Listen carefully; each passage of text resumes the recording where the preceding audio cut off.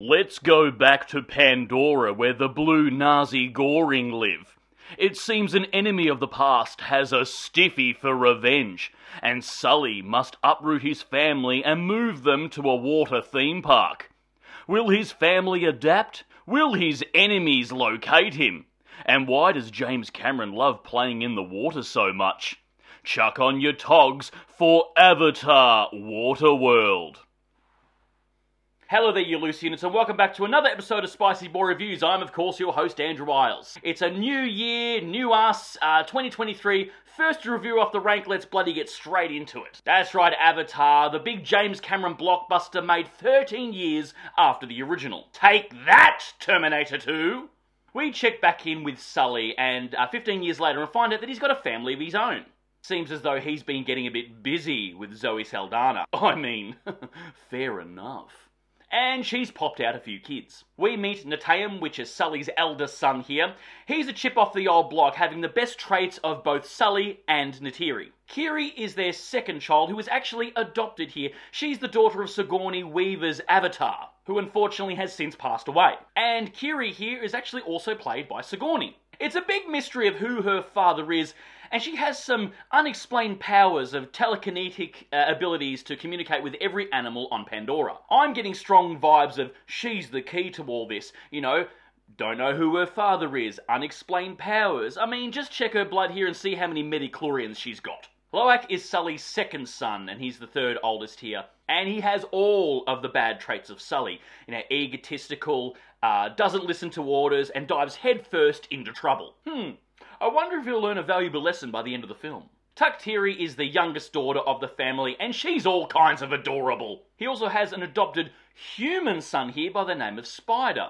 Spider was a child that was left behind by the Marines when they fled Pandora after the first movie. Who is his father, might you ask? Well, of course, it's Colonel Miles Quaritch. That's right, the big bad from the first film that was played by Stephen Lang. Unfortunately, he died in the first film, so he can't reconcile with Spider or anything like that. But wouldn't you know it? Quaritch conveniently uploaded his entire consciousness to a USB stick just in case he died. How convenient! Luckily, there was an avatar growing in a lab somewhere that had Stephen Lang's DNA in it, and yeah, he can upload his consciousness and away we go. Anyway, everything is hunky-dory on Pandora after we have the prologue here, until humans come back 15 years later to fuck everything up. We learn that humans have destroyed Earth, so they decide to come to Pandora and destroy that one too.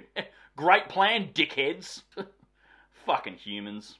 Of course, Quaritch still has a stiffy for revenge and spends the entire film trying to hunt down Sully and his family. To escape the grasp of Quaritch here, Sully uproots his family and they move to SeaWorld and try and adapt to the Na'vi ocean people. That's right, the first film he was adapting to the sky people. The second film here, he's adapting to the sea people. I can't wait for the third installment where he's adapting to sand people.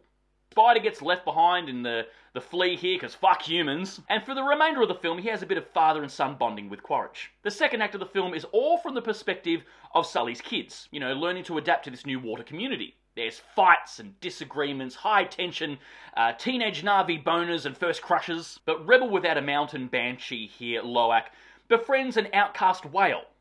This whale is a bit of a badass, you know, one missing fin, all these battle scars. And like I said, is a bit of an outcast because he broke the carnal law of killing people, apparently. But these two rebels build up a friendship, which is quite sweet. Colonel Quaritch learns that Sully is hiding out in Wet and Wild with some ocean Na'vi people here, and starts going from village to village here, reenacting scenes from Platoon.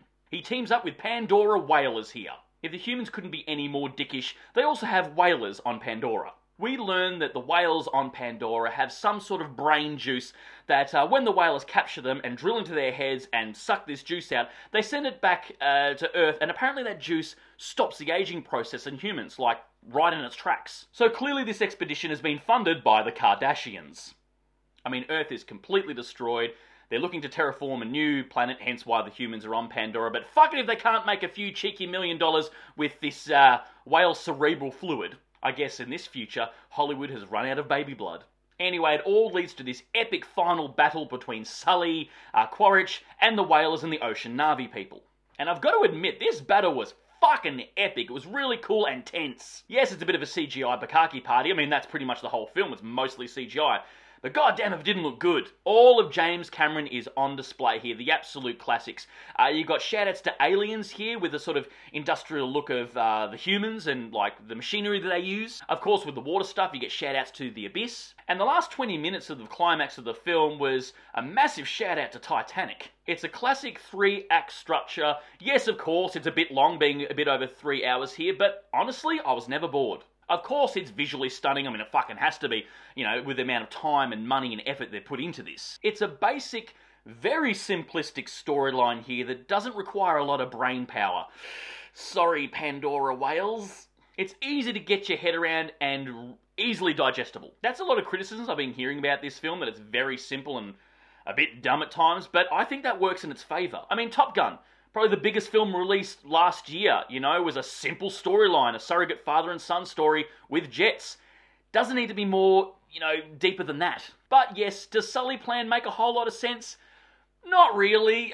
Pretty much he's putting another tribe in danger by leaving the other. The bad guys are going to hunt him down no matter what. They're not going to stop until they find Sully. And they're going to fuck with other villages until they find him. But unintentionally putting another village in danger is, you know, a little bit ignorant. However, you can understand it because he's just thinking about his family. He just cares about his family. And that's the whole point of the film, honestly. It's family.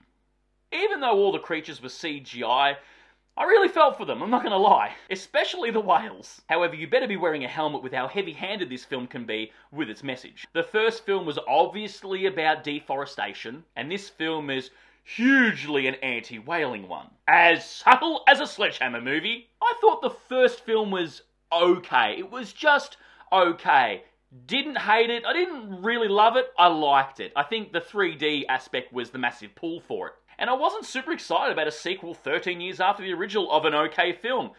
But surprisingly, I really enjoyed this. Sully's offspring is definitely the focus of this film as opposed to Sully, and I think that works in its favour. I appreciate it. It's not Sully finding himself again or adapting to another culture. No, it's his kids doing so.